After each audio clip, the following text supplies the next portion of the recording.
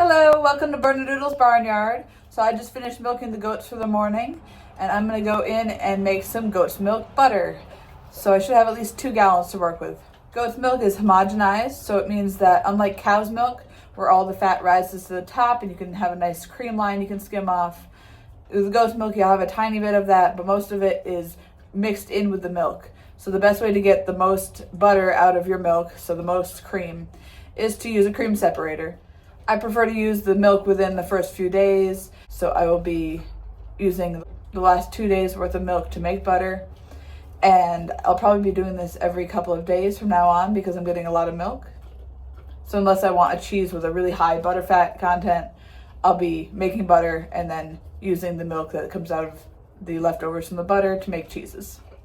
So Nigerian dwarf goats, like Ginny here, are very small breeds, so they're not producing as much as your Nubians or your Sannins, but they have the highest butterfat content. So if you're looking to make lots of ice cream and butter and have really creamy cheeses, Nigerian dwarfs are the goat you want.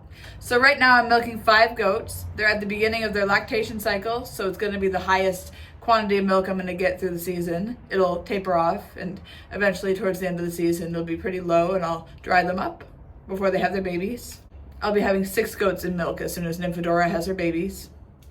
From the 5 goats I'm milking, I'm currently getting almost 3/4 of a gallon per milking, so about 1.5 gallons per day. We drink some of that, and then everything else gets made into cheese and butter, and eventually we'll do ice cream and yogurt. I need to use it up every couple days, or my fridge gets very full of milk.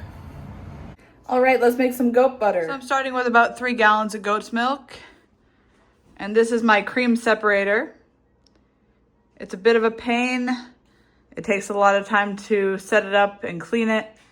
And it takes some practice to get it exactly where you want it so it works right. Problem I had when I first started was if this piece wasn't in the right place, then milk came out and leaked everywhere. I had milk all over my kitchen. So I figured out where I wanted it.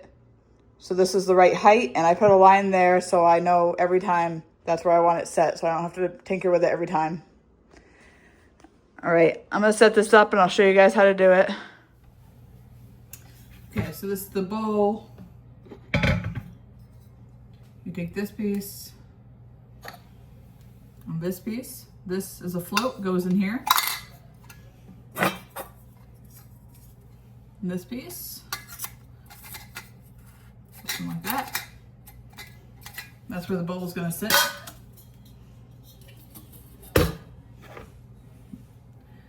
This hook goes in the bowl.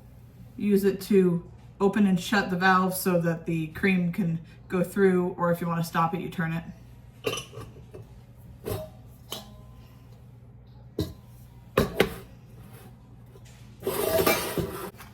So these are the spouts where the milk and the cream will come out when you separate it. So they stack with this piece in the middle. You're gonna turn these. One will go to the bowl you want the cream in, and one will go to the one you want the milk in. And then this sits on top of it.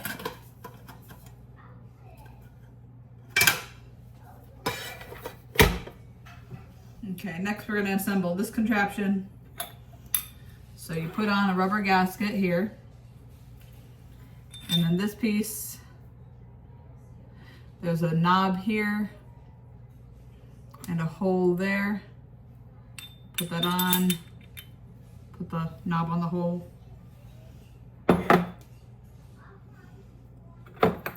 Then we have a bunch of these. You're gonna line them up where this groove fits that hole right there. You're just gonna stack all of them on top of each other.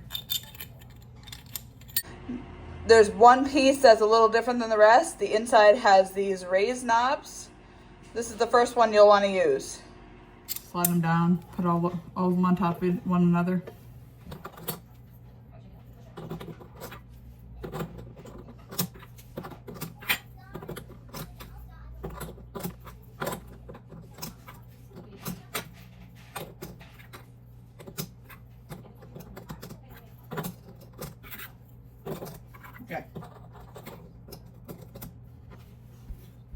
This is the drum. When it's fully assembled, it'll have the silicone ring and all the discs inside.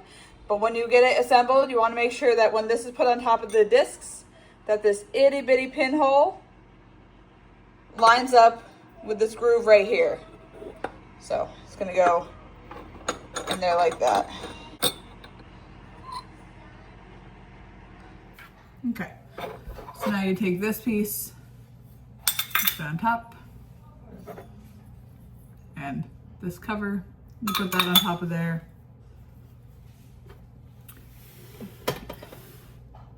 That, and you screw it on the top to hold it all together.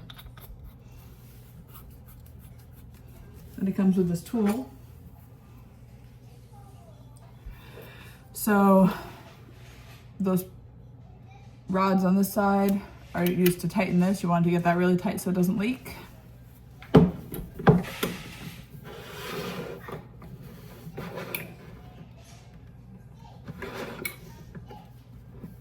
All right, and last but not least, this is a really important one.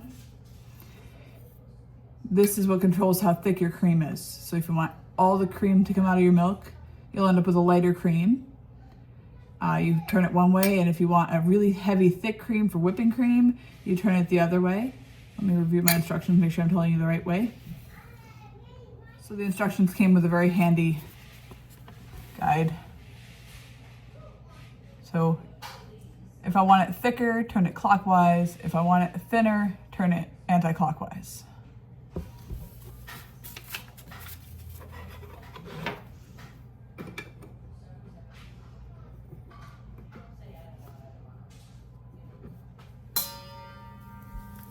Use this tool to tighten it.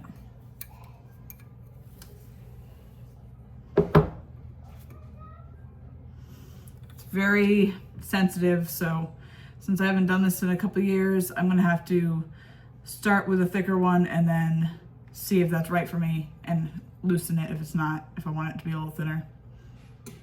For butter, you want it to be pretty thick because you want to be able to whip it. I'm gonna start with 4 turns and we'll see what it comes out like.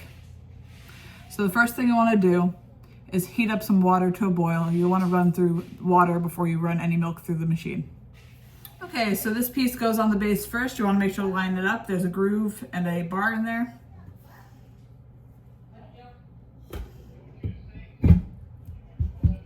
Should be good. And then this goes on top.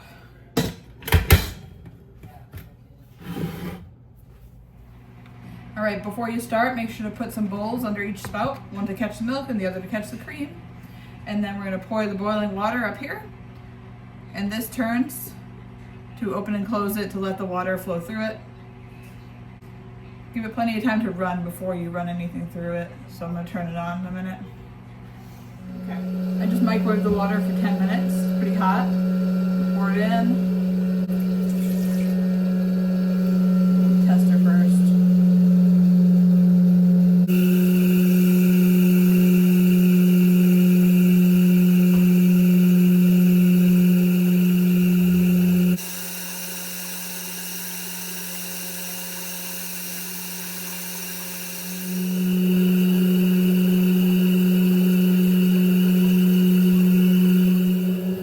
Now you want to leave it running. You don't want to do anything with it for a while after you shut it off. So you want to try to mess with it as little as possible, because every time you shut it off, you have to let it slow completely down to a stop before you touch it or it'll break it. So now I have an empty bowl here, which is going to be milk, and this spout is going to be cream. Obviously there's going to be a lot more milk than there is cream, so it's going to come out really slowly here. And be pouring out this side, which is all milk. Right. Make sure to heat your milk to at least 90, if not 100 degrees before you start. That way the cream separates easier and you end up with a little more cream and it doesn't get stuck in the centrifuge. Use the ladle, scoop it in. I'm gonna start with it shut. Once my pot gets a little less full, I can probably just pour it in. Right, I'm gonna open it up.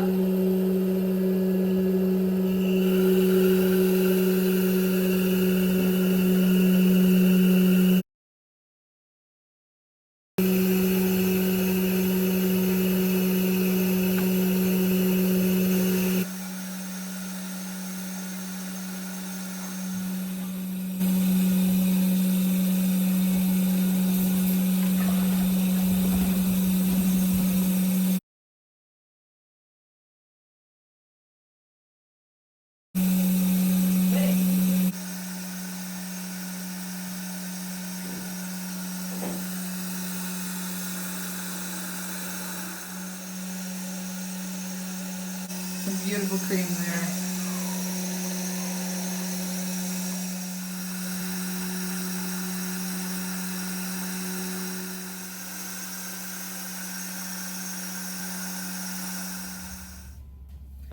Okay, so after the headache of trying to relearn how to use the thing, I ended up with a quart and a half a cup.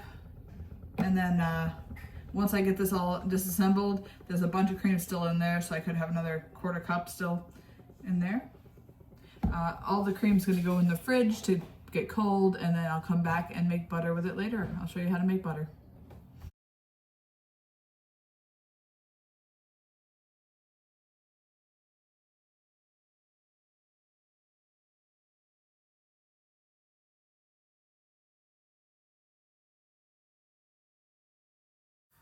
By the time I cleaned it all up, I ended up with a full cup, so it's 5 cups of cream for the 3 gallons of milk. After making the butter from the 3 gallons of milk, this is the curd that came out of the whey from a mozzarella recipe. So I'm gonna stretch that. It'll shrink a bit as some more whey comes out of it. Okay, so I'm gonna take the cream I made yesterday. It's been in the fridge all night, nice and cold. I'm gonna put it in the KitchenAid and beat it until the butter separates out of the buttermilk. Honestly, it's almost butter already, it's so thick.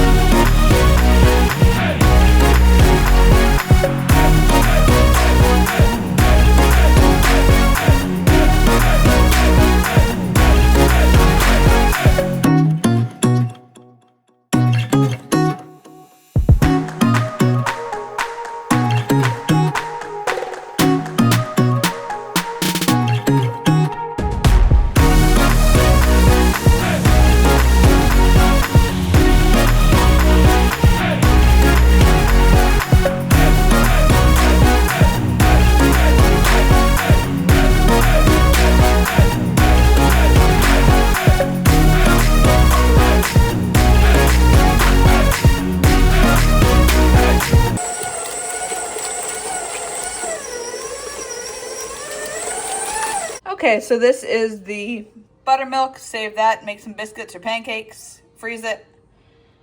And this is the butter. It still has a lot of buttermilk in there, so if you want to use it right away, do it. If not, you need to rinse it in cold water until the water runs clear to get all the buttermilk out, or the butter will spoil quicker, and also it starts to taste funky in the fridge if you leave it in there too long.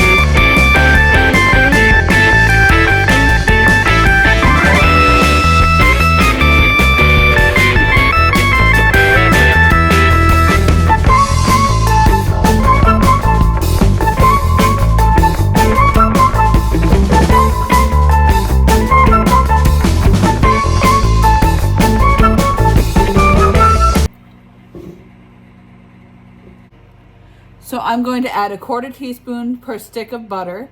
So that's a teaspoon per pound. I'll be weighing the butter to make sure I add the right amount of salt. Mix that all in. And then I have this silicone butter tray. You can just put it in a Tupperware, but it's nice to have the sticks because you can measure them for baking.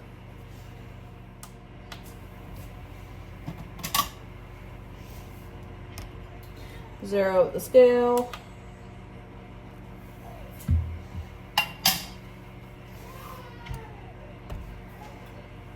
It's 1 pound, 8.4 ounces, so 1.5 pounds. So I'll add 1.5 teaspoons of salt to the butter.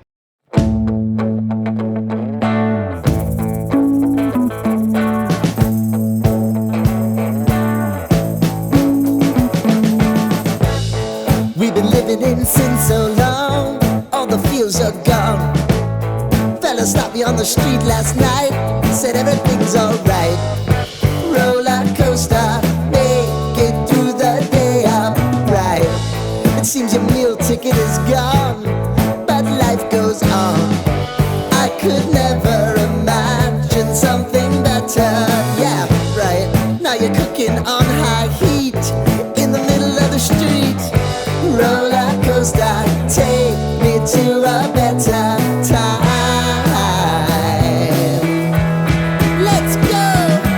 All sing your high line with the roller coaster of life. Yeah. It's time to all choose your timeline on the roller coaster of life.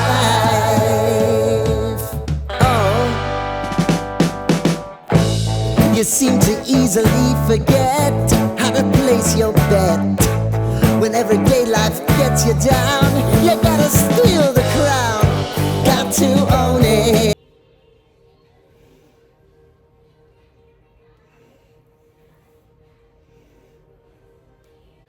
So that should be 1 pound of butter. This other 1/2 pound I will put in the fridge.